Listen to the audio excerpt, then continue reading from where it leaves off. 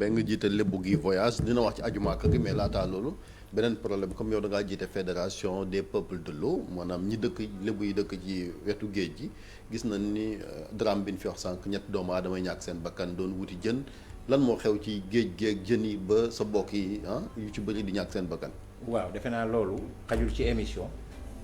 massawu leen tey ñaan yàlla mi nga xam ne lépp ci moom la moom subhanahu wa taala ñu ñaan daal yàlla defal ñu ci jàmm li ci des nag xajul ci émission càmbar dëgg la laaj ndax lu amul woon bu tàmbalee am yemul ci tàmbalee am mu commencé sax war nañoo cee def càmbar kon defe naa loolu laaj na sax bu laajee assise ñu def ay assises pour loolu pour xool d'une manière globale lan mooy problème yi ak en réalité lan la. lan moo ci population locale yi autochtones yi yéen ñi nga xam ne yéen a dëkk ci géej gi di fa am teraanga maanaam napp. mais balaa ñuy wax ci napp gi wax suñuy dëkkuwaay avancé géej gi. daaneel suñu ay kër. avancé géej gi tax na tey ñun amatuñu ay kër bu ñu la waxee ne am na si ñoo xam ne ci ay gaal la ñu dëkk boo demee Guet Ndar nit ñi ci biir ay gaal lañ dëkk fa la ñuy fanaan boo xoolee ñiy dox ci mbedd mi bëccëg bu guddee ci gaal yi la ñuy fanaan donc loolu amul lu ko gën a metti nga xëy nawet am géej gi yëngatu daaneel sa kër donc wala nga tëdd ba guddi géej gi yëngatu dootoo mën a fanaan ci kër gi balaa bëtt seen kër gi daanu te buy daanu day yóbbaale denrée alimentaire bi yëpp kon añ kenn du ko mën a taal ci kër gi. donc wax nga ko sànq Palla doo mën a ne nga loo xamante ni xew fi woon mu tàmbalee xew jékki-jékki sax ndax tey jotul xëy na nguur gi saytu bu baax lan ma xew ci géej gi ndaxte xëy na njort nañ ñi am na ay bateau étranger yi fi nekk dégg nañ fi ay mool yu joteeg yenn ci bateau yi dégg nañ fi itam ay produits yoo xamante ne xëy na indi na yenn ci population Thiaroye géej bi demoon ci géej gi ndax tey jotul nguur gi saytu bu baax a baax géej gi lan moo ci xew ba suñu mool yi di lool. est-ce que aussi saytu bi si nguur gi rek la war a yem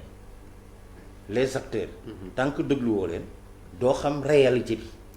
or que théorie bi parfois dafay masquer réalité bi. donc loolu moo tax ma ne laaj na lu gën a global te sama mbokk yi nga xam ne ñoo nekk ci booru géej dañu nekk ay nit yoo xam ne mënuñu communiquer parce que xol la ñuy waxe ñu si bari boo leen xoolee bu ñuy wax arñe bi ñuy waxe da ngay xam ne amuñu sérénité pour mën a expliquer. donc kon est-ce que du jafe-jafe bi ñuy dund moom mooy diis ba yenn saa yi ngir ñu mën ko génnee dañuy jiital xëy na xol bu jeex. mais effectivement parce que nit bu xolam jeexee mu bëgg a wax. du yomb la muy wax du mën a leer ci ki koy dégg kon jàpp naa ne daal dem invité acteurs yi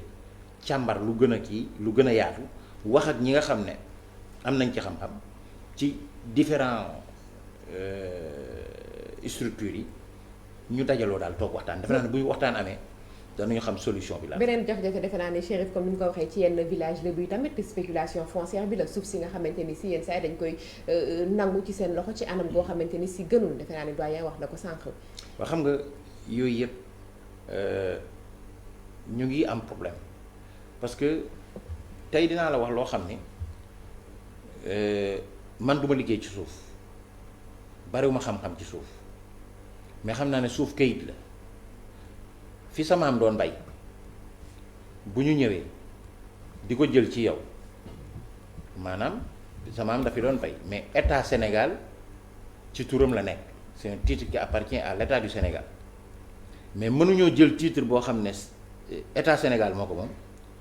jox ko Palla Mbengue directement état da koy immatriculer ba pare foofu la problème bi nekk moment bi ñu koy immatriculer ña nga xam ne ñoo nekk ci autour de immatriculation boobu problème yépp foofu lay soxla ko parce que kii da koy moom ci toogaay kii moom ko ci këyit te kii ko moom ci këyit yoon li mu xam mooy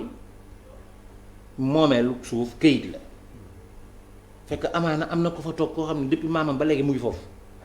kooku amul pexey wuti këyit am ko am pexey këyit dem jël këyit gi ñëw nekk moo ko moom problème yi ngay dégg yépp loolu moo ko indi ci bu weesoo tool yi dëkkuwaay yi ndax asu xam naa ne dëkkuwaay yi lay wax tey jii ndax dégg nañ tool aéroport bi xëy na ñu ngi dagg ci yenn dëkku Waawakaam ak Yoff ak Ngor xëy na danañ ci jot pàcc ci suuf mais la ñu nemmeeku mooy bu ñu jotee au lieu ñu yokk seen i dëkkuwaay dañ koy jël mu nekk xëccoo ñu jaayaat ko ñoom nekkaat ci xat-xat xëy na foofu la asu di waxee. asu loolu. non non en fait Modou Fall man fi may waxee ko mooy spéculation bi nga xam ne yenn saa yi dafay am ci suuf yi mooy li paa la wax rek yenn saa yi nga am suuf nga xam ne suuf si kat sama maam moo ko moom ñu ñëw foqarti ko ci say loxo maintenant bu weesoo au delà yenn saa yi ñëw ne la lotissement dafa am daal di dagg téeméeri terrain ni la jàppal na ñeen fukk yi maa ko moom jël leen yéen juróom-benn fukk yi ngeen xool nu ngeen ko séddoowee. moom laa lay wax ne ci biir xam nga dinaa la expliquer benn anecdote ci jamono Senghor ak suñu mag ñi fi nekkoon dañu d'accordoon ni ñun suñu jaraaf yeeg suñu ndey ji réew yeeg suñu collectivité lépp c'est-à-dire c'est un gouvernement. mooy chef coutumier yi. mais chef coutumier yi c'est un gouvernement mais amoon na benn gentleman agreement boo xam ne doxoon na diggante gouvernement administratif ak gouvernement coutume. bi loolu amee ñu d'accord ne balaa gouvernement administratif di def dara day waxtaan ak gouvernement coutume. mais boobu da ngeen a jubóo woon waaye léegi ku nekk ak sa jaraaf ku nekk ak sa ndey ji réew. c'est que foofu li ma la bëgg a indil foofu tamit di la indil exemple ñu toog Senghor xëy jël Jean Collin def ko ministre de l'intérieur mag ñi dégg ko dem seeti ko ñaan ko audience dem seeti ko naka waxantaw ñu woon lii mooy leen erreur la ñu ne ko comme erreur la dindi ko mooy leen kon yéen dem leen. ku ngeen tànn bu ngeen ko indee rek ma teg ko place am jële fi kii mu ñu génn Jean Collin Senghor mais vous pouvez plus gouverner dans ces situations là mu nekk ñiitu ki duñu fa indi kenn bi la buy demee indiwuñu kenn ba tey ji donc ñàkk déggoo moom moo judd. loolu laa la bëgg a wax ni loolu laa bëgg a moo dama ak i Chérif suufu Wakaam Ablaye Wade noonu la joué rek Ablaye Wade noonu la joué si suñu ñàkk ànd ak suñu ñàkk comprendre ba lii xew di xew mu indi nag ay dérives yu bëri indi ay incompréhension indi ay noonoo ci suñ biir ba tey kenn ku si nekk am na ñoo xam ne dematuñu ngénteel kenn dematuñu dëju kenn dematuñu takku kenn si suñ biir lu ko indi suuf mais dana changer xam nga lu koy changer dañ toll si jamono internet jamono bi ñu toll nii sunu maam yi dañ daan bind jamono bii léegi tactile la. mooy réseaux sociaux yi. réseaux sociaux yooyu c'est-à-dire les gens comprennent mieux lan mooy foncier. ñu ngi koy comprendre te ñu ngi dajaloo man daal maa ngi ñaan fii que les Lébou se retrouvent un jour bés bu ñu dajaloo parce que yow mënoo ñu affecté la si dëkk nga ñëw si suufu maamu jàmbur saa waay ñu daggal la si lu ëpp la ca borom jàmm nga jaay ko dem tabax immeuble. na Sénégalais yëpp ba ñëw def affaire Lébou ak yooyu. non xam nga buñ ne Lébou Fall dëkkuwaay la parce que tamit Sénégal ñun ñëpp a bokk toogaay bi ñu toog kenn ku ne am na lu mu séq ak moromam Sénégal amuñu problème mu ethnie. parce que brassage moo fi nekk mais nag lenn lu ci nekk dafa am ñu fa toogee ñu fa dëkk yàgg fa moom fa mënuñoo dem feneen yaa xëy nañ leen sédd xel ci loolu ñun mën noo dem feneen fii lañ xam fii lañ am te su bëgg ñu xëyee ñuy daggal li ñu am di ko séddaale di ko jox ñoo xam ne dañ leen fi affecté rek. xam nga ñu affecté rek nga ëppale fi mais pas la ñu fa dëkk dañ leen di daggal ñoom ñooy jaay. non mais c'est que xam nga nit li mu moom mën na koo jaay waxewu ma foofu fi may waxee mooy maanaam tey li Astou doon wax léegi affaire bi. téeméer la ñu ñëw nañu yéen 40 yi ngeen di séddoo 60 yi ñun ñoo ko moom yéenay ñan ñooñu ñooy ñan problème bi foofu la ne loolu day frustré te gis nga frustration bu yàgg dafay am lu muy indi réew du doxee noonu te fii dafa am lu fi mag ñi ñaan dafa am nu ñu mas a dëkke dafa am nu ñu mas a nekke loolu ngalawee nañ ko conserver. très bien parce que loolu c'est important. ñu wax ci beneen thème bi mooy aj ak màkk gi ci yoon heure bi daan fekk nit ñaa ngi bindu ñi war a ñàkku ji yan ñooy dernière information yi mën a jàpp ci pèlerinage bi est-ce que dina am ren parce que daaw amul woon ndax mbas mi ngi doon dugg ci àdduna bi ba Arabie Saoudite décidé woon ne pèlerinage du am. daaw aj am na aj bi amoon daaw mooy dafa amul ñu jóge fii dem aj mais am na ñu ajoon daaw aj am na. waaw su ma ko waxee. waaw xam comprendre naa mais damay leeral loolu. dafa am fu ma bëgg jëm ba fi ñu toog di wax ak yow Arabie Saoudite amul ñun ak ñun directement lu muy seq ak ñun en tant que privé laay wax état Sénégal moom quota bi quota boobu la ko Arabie Saoudite di jox bu ko joxee mu am lu mu téye organiser ko am lu mu joxe ñi muy jox nag ñan la des voyagistes privés voyagistes privés yooyu tey boo leen di nag. dañu nekk ci 287 organisations 287 yooyu lañ ne nañ ko regroupé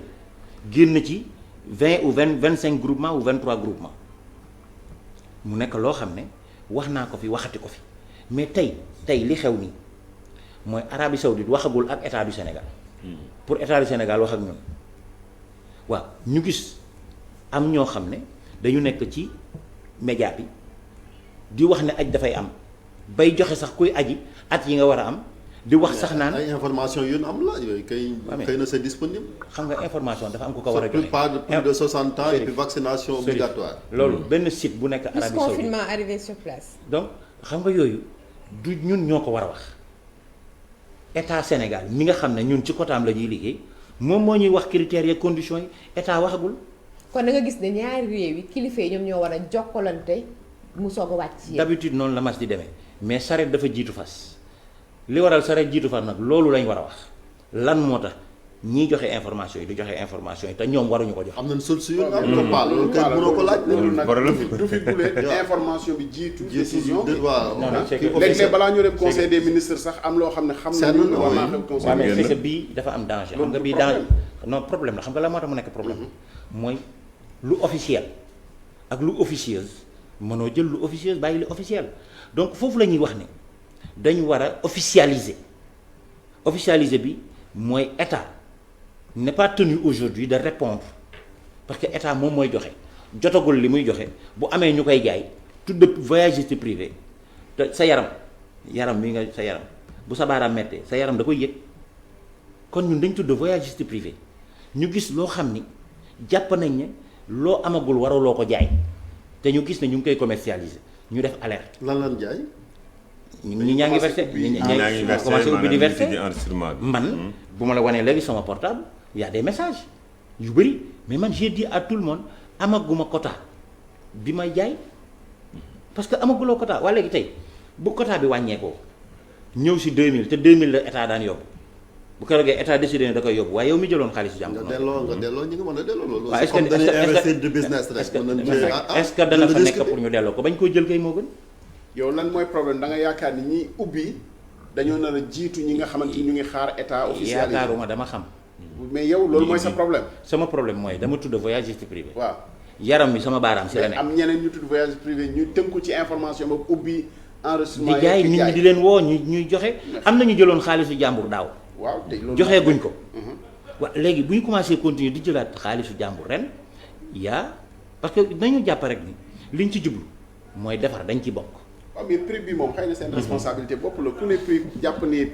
départ na li ngay digaale ak nit ki nga xam ne wóolu na la ba jox la xaalisam bu dul ren di déwén rek am déet parce que daaw li fi woon daaw ñi bind woon daaw am na ñu bëri dañ leen a reporté. bu dul ren di déwén boobu. lu koy def déwén parce que amagoo quota. te rien n'est sûr que di nga am quota kon waruloo commercialiser. yéen tey bu fekkoon bu fekkoon jox nañ leen feu vert yaakaar nga ne diir bi li fi des ci ay weer li fi des ci ay fan li fi des ci ay bés ndax mën ngeen cee waajal pèlerinage boo xamante ni si jaar na yoon. xam nga ba ma nekkee ci pèlerinage ba léegi li ma xam mooy mois de février daana fekk état Sénégal dem defi réunion d'évaluation en Arabie Saoudite invité ci privé yi ànd ak ñoom février la doon mars a ngi jeex te loolu amagul. kon buñ bëggee ni en moins de 4 mois danañ ci organiser pèlerinage te xamagoo quota bi ñu lay jox ñaata la xamagoo ndax dinañ la ko jox jët bu ñëwee yem ci 2000 yi nga xam ne moom la état daan yóbbu parce que état day yóbbu 2000 rétrocédé li si des jox ñu ko ñun waaye bu fi yemee ci 2000 état jël ko yóbbu ko déwén état yemaat ci 2000 jël ko yóbbu ko wala état décidé ne moom day jël léegi quota bi di ko defal boppam yow bu fekkee nga encaissé woon xaalisu jàmbur lan la ñuy wax voyagiste privé yi kon loolu dafay dellu si sama biir yaram baaraam a ngi ci. baaraam bi bu mettee day metti sama yaram. kon man jaadu na. mais ñoom c'est des gens responsables je pense que est-ce que ëpp nga leen boobu responsabilité xam nañ li ñuy def et puis am nañ fu wéeru pour def ko problème personne. li mu wane ni rek mooy ñoom it xëy na ni mu amee ci presse ba ñuy am code yéen it charte boobu xëy na moo amul. ci ñoom fa laa jëm. parce que charte bi ñuy joxee quota même bu ñuy defaraat war nañ ko xool parce que wax naa ko fi waxati ko mais Chérif damay bëgg mu positif xam nga lan moo positif mooy li may wax Sénégalais dafa am habitude boo koy joxoñ nakaan lële du xool li nga koy wax sa baaraam lay xool or que la personne de Palla Mbengue n'est pas important mais li Palla Mbengue ngay wax lan moo ciy njariñ. tu tires la sonnette d'alarme. je tire la sonnette d'alarme parce que amoon na daaw mu ngi amaat ren te ki ñu koy def kooku il n'est pas accès à l'information xamul kooku duggul Facebook sama mbokku lébu bu dëkk fële sa jokkul géej la ba xam yoonam. yow nekkul saisir nga ci général délégation générale. donc foofu laa bëgg a wax ni waxoon naa ministre bi keroog ba ñu amee rencontre que jël leen responsabilité wu délégation générale def communiqué pour wax ne ajug ren lay décider guñ ci dara ku am sa xaalis téye ko buñ ko ubbee dinañ leen jox information mais xam nga nit ñaa ngi jëkkante ji ñàkku yi comme ñàkk yi bi mu amee mais ñun privé yi demuñu naan nit ñi dem leen ñàkku ji état moo organisé naka lañ koy ñàkkoo pèlerinage bi état moom quota bi état rek moo ko mën a organiser wax ñu fan la ñuy taxawee. tey xëy na man laaj boo bëgg a dellu si kan moo am sañ-sañu nekk voyagiste privé agrément noo koy amee lim biñ lay jox ci ñi ngay yóbbu ci màkk ci lan lay tënku. loolu moom xajul si débat bi mais danaa la leeral. mais junj ñu ci tuuti rek danaa la si junj ni nañ ko joxee na mu nekk ak ña koy def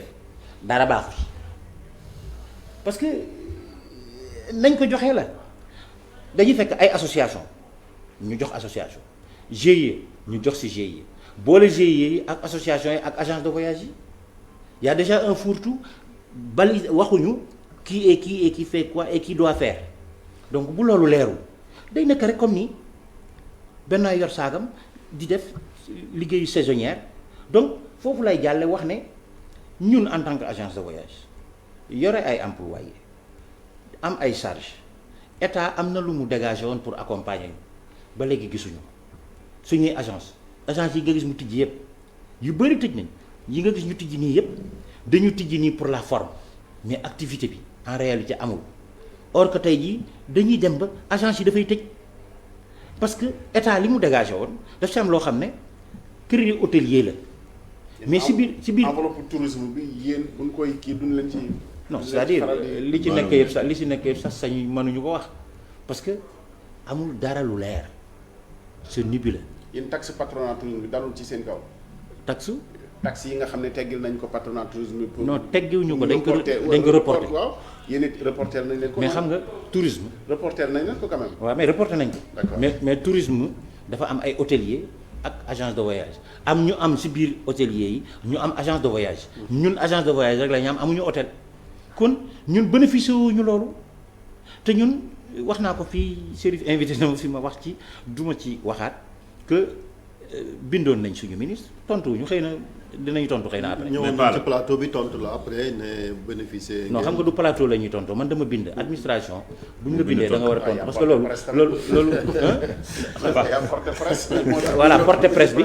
dama porte presse mais bi ñuy porte presse fekk na dañu bindoon amuñu réponse mais Palla est-ce que jotul xëy na nee nga février état daal na xam dem délégué bi yóbbu ànd ak voyage ci privé yi. mais tey ñu ngi ci mars est-ce que jotul woon tey ñu woo leen ne leen Arabie Saoudite lii la décidé ñun ak ñoom quota yi lii la yéen voyage ci privé yi ci moment bii tembe est-ce que loolu jotul. mais woo nañ ñu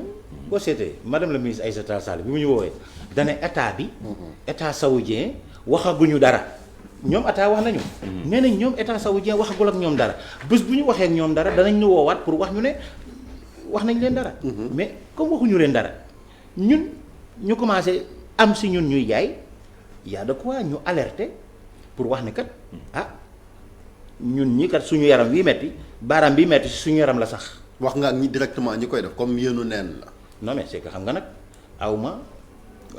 pouvoir dans le cadre non mais collectif. xam nga xëy na dafa am loo xam ne boo ko defee da ngay tooñ. mu ngi mel ni tey ma ñëw tudd naan diw joxe nañ ko diw def nañ loolu dafay nekk tooñ te du sama cër lii sama cër mooy ci laa bokk. ok am na lu si jaaduwul ñu alerté. ñi war a saytu loolu nag ñu war a saytu loolu ñoom ñu jóg nag saytu loolu. très bien man question bi laaj mooy chiffre yi ministre bi joxe dem ministre de l'emploi ci jafe-jafe yi gars yi am ci wàllu xëy bi par exemple 1236 licenciements pour motif économique 16527 travailleurs frappés par le chômage technique yéen ñi nga xam ne yéen a ngi ci agence de voyage yi ak impact Covid bi mbaa dàqu leen ay liggéeykat. waaw man nag yàlla suturaal na ma depuis 1 an février laa tëjoon agence de voyage bi xëy na sax damay def réflexion moo yokk tax waaye kenn ku si nekk fa nga toog sa kër yàlla suturaal na ñu ngi lay fay. dara tequ ci mat na sa. 100% xaalis ñu ngi lay fay sa xaalis. 100% 100% salaire mënoo ko fay kenn du ko fay c'est pas possible liggéeyuloo activité bi nekk nga fay 100% chômage technique donc. mais ils sont en chômage non nekkuñu chômage technique dañ toog nekk à notre disposition dañ nekk à notre disposition mais ñu ngi leen di fay donc te agence bi dafa à hauteur fermé de combien pour cent ngay fay yow. xam nga nag. non waxuma ñaata xaalis mais di nga ne 75% ci salaire. 70 50%. non mais dinañ fay plus de 80%, plus de 80%. waaw dinañ fay plus de 80% parce que xëy na si salaire bi li ciy génn mooy indemnité de transport bi donc peut-être ak congé yi peut-être xëy na ak IPM bi yooyu xëy na mooy yi nga xam ne moom la ñu si soir si salaire bi mais li des yëpp da ngay recevoir ce salaire intact. donc beneen bi may wax ma ñaanaat état que mu gestuñu parce que bu ñu gestu wax naa ko fi waxaat ko fi te mu ngi ko tàmbali foo doon gis agence tey tëj na agence yi tijji xam nga maa ngi dégg démb bërki démb am na suñu benn mbokk agence xam nga lan la mujj di def jaay karité gis naa ko si TFM. dafa adapté wu rek. non c'est que ku am xam nga boo jàngee technique bi nga xam ne mooy technique gu agence de voyage ak rang bi nga am ak image bi nga am ba si sa soli nag sa toogin boo delloo bay jaay karité mooy njàqare fa la mën a yem. njàqare fa la mën a yem loolu dafa war a nekk alerte pour que ñu gestu agence de voyage ñu ngi demander à l'État que mu gestuñu. ñun wala gestu bari na ci réew. non ñun xam nga ñun dañu bokk ci mbir mi parce que bu ñu demee tey ba suñu ministère xaalis bi ñu destiné pour ñun ñi nga xam dañu am licence su ministère mu dem di ko jox ay association soi-disant président moo ko demandé bu ko président demandé maa ngi wax fii ci TFM président def na lu warut bu ko président santé def na lu warut bu ko santewul président na xool lu tax mu def ko parce que waru ko def. rébellion bi moom ba du lay gàllankoor comme fii gars yi des fois bëggoon kuy critiquer ak yooyu. non non c'est que xam nga yonent bi sallallahu alayhi wa sallam mission bi mu yoroon te yàlla dénk ko nit yor na jaasi sax tiim ko bëgg koo rey mujj a jébbalu gis nga ci rébellion ak ci activiste dañ ci war a def jàngat xam nga la mooy jàngat bi mooy nit ki bu amee lu ko naqari boo ko dégloo rek réglé nga problème am à 60% boo ko dégloo rek même bu paree nga ne ko baax na da ngay gis ni muy dale mais ñàkk kaa déglu ñàkk kaa fay daal ñàkk kaa fulal te gis nga réew bi ñu nekk d'une manière générale bu axi patronat dalee réew mii day taxaw te patronat bi joxuñu ñu cër kenn duñu déglu kenn duñu faale kenn duñu ormal xam nga rafetoon na bu ñu nee ba fin d'année képp ku am 100 emplois ci dëkk bi yaa ngi employé 100 personnes di fay say taxes di fay say droits yëpp ñu woo le président de la République même bu dee finesse bu ndaw bu ñu lay tappal ordre national du mérite d'emploi ça encourage et dina tax yow mu jox la benn crédibilité mais fi mu ne dafa mel ni les chefs d'entreprise dans ce pays ay surga lañu beneen bi nag maa ngi lay wax leen tous les chefs d'entreprise sont menacés. par qui ou quoi? mais par l'État kan mooy menacé parce que aussi nous sommes gérés par des politiques boo àndul ak ñoom waxoo lu leen neex saa waay yow tey exposé or que ñun dañ ñu war a bàyyi xel dañ opter pour le développement de ce pays ñun amuñu feneen réew mi lañ am président lañ yaakaar kon maa ngi profité fii pour demander président de la République mu jox ñu nopp dégluñu bu ñu bàyyee suñu ministres yi dañuy rendi de. ayca mu te ngoog agence yi dañu tëj. jërëjëf sëñ bi Mbengue ñu ngi jéggalu def nañ suñu kéemtalaay kàttan ngir bàyyi la nga waxtu wi jeex na yàgg na boobee ca jamono jëkk waaye amuñu pexe ñu xuus si dem à la présidence dellu siwaat